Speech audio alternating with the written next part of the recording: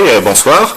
Bonsoir, M. Diédou. Madame la ministre, vous l'avez entendu avec moi, il y aura sans doute suffisamment de moutons à Dakar, notamment, mais les Sénégalais craignent justement que les prix ne répondent pas à leur bourse. Quelles sont les nouvelles dont vous disposez à partir de ce moment-là? Bien, je voudrais donc vous remercier de m'avoir invité donc à ce 20h pour pouvoir apaiser les Sénégalais, mais apporter également quelques réponses aux questionnements qui sont en train d'être posés. Parce que, comme vous le savez, le rush vers Dakar et les grands centres urbains, c'est à peu près à 5 jours de la Tabaski, à une semaine, 5 jours de la Tabaski.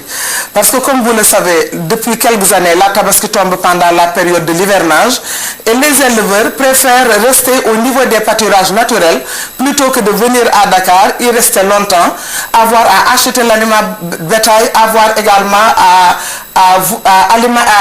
abreuver ces animaux en achetant de l'eau. À payer des taxes aussi. Les moutons sont exonérés de taxes. Aucune taxe n'est demandée cette année et depuis même plusieurs années.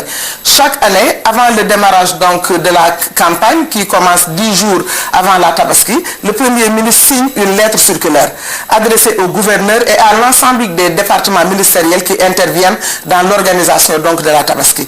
Par exemple, au niveau du ministère de l'Hydraulique, ils ont aujourd'hui mis au niveau de tous les points de vente donc, de la région de Dakar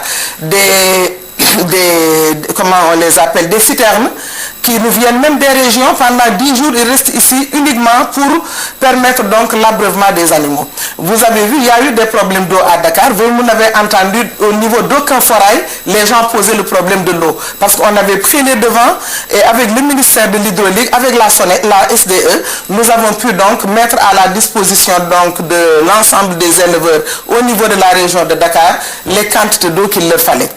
Et aujourd'hui également, parmi les mesures prises, il y a l'alimentation en eau, donc le pourvoiement en eau au niveau des différents points de vente normalisés. On appelle points de vente normalisés qui sont au nombre de 37, les points où nous avons mis un certain nombre d'aménagements, comme par exemple l'eau. Donc la SDE intervient, le ministère de l'Hydraulique intervient. Il y a également, nous avons mis en place, toujours avec l'aide du ministère de l'Hydraulique et de l'Assainissement et avec également le ministère des Forces armées, c'est la sécurité. Donc il y a des policiers qui sont aujourd'hui au niveau des différents points de vente. Et ça, vraiment, c'est des rapports directs que nous avons avec le ministre de l'Intérieur. À chaque fois qu'on nous a posé un problème de sécurité quelque part, nous avons tout fait pour trouver solution à ces problèmes. C'est la même chose également avec la gendarmerie et le ministère des Forces armées.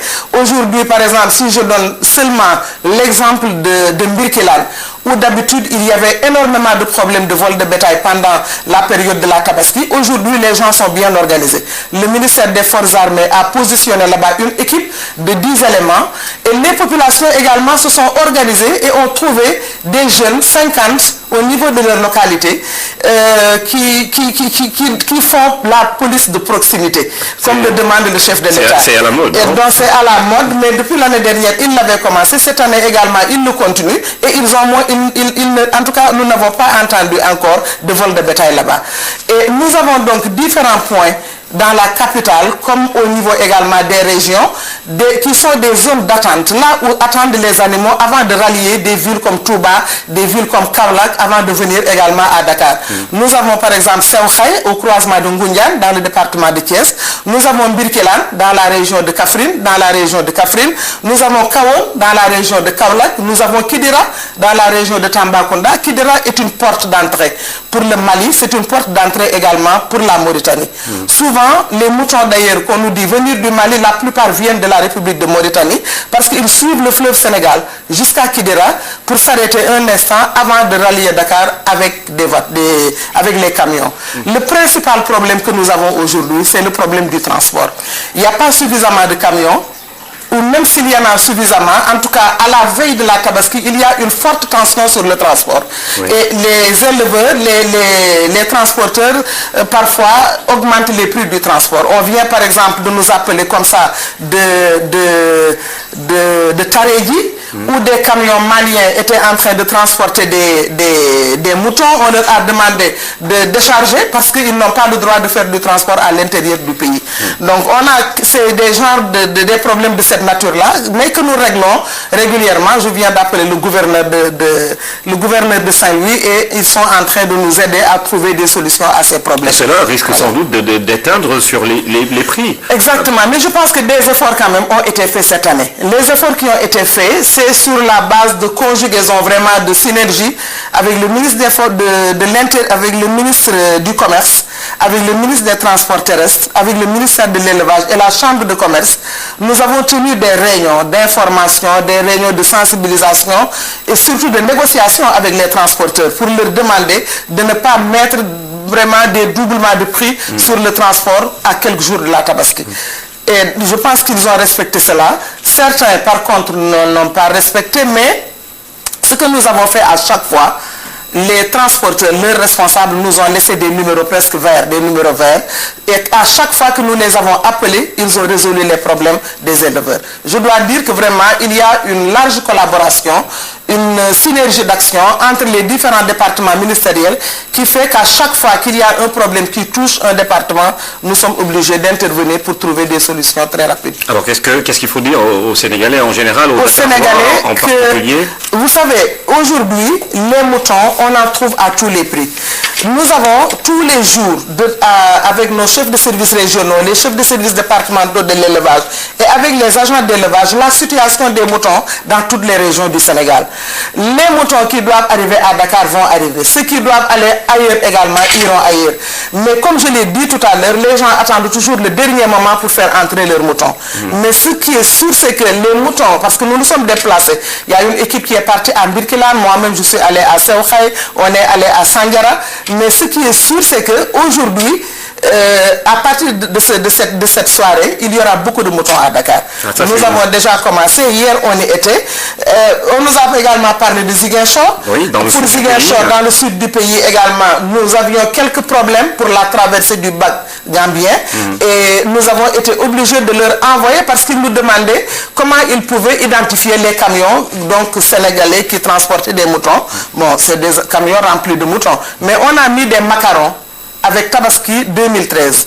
Et donc c'est tout ce que nous avons pour identifier donc ces camions qui transportent les moutons du nord vers le sud, donc vers la région de Ziguinchor. À ce jour également, on ne nous a pas encore signalé de problème. Je viens juste en rentrant ici d'avoir quelqu'un qui m'a appelé de Ziguinchor pour dire que les moutons étaient en train d'arriver. Bon, je pense qu'il y aura solution à tous ces problèmes. Et pour toutes les bourses, parce que nous en avons au niveau des marchés des prix qui vont de 30 000 francs, 18 000 francs même, jusqu'à 800, 900 000 francs et même 1 million à Dakar. Alors le dernier mot, c'est rassurer donc tous les Sénégalais. 720 000 moutons sont prévus par vos services. Tout le monde devrait pouvoir avoir son mouton de Tabaski. Normalement, mais il faudrait que chacun respecte sa bourse. Les sommes qu'il a de disponibles, il doit aller vers les moutons à ce prix. Et en tout cas, nous avons pris toutes les dispositions, comme l'année dernière, comme les années précédentes, pour satisfaire la demande en moutons à travers tous les marchés du Sénégal. Et nous espérons que, avec en tout cas, nous avons les mêmes statistiques qui nous permettent donc d'analyser de 2011, de 2010 jusqu'à maintenant. À chaque fois, en tout cas, les calculs sur lesquels nous tombons nous disent qu'il y aura suffisamment de moutons. Maintenant, il faut attendre le dernier jour pour savoir. Mais l'année dernière, ce sont les mêmes questionnements qui se posaient. Et malgré tout, nous avions eu un surplus de 50 000 têtes. Donc, qui était obligé d'attendre soit le retour des pèlerins de la Mecque ou bien la fête de la Tamkharit.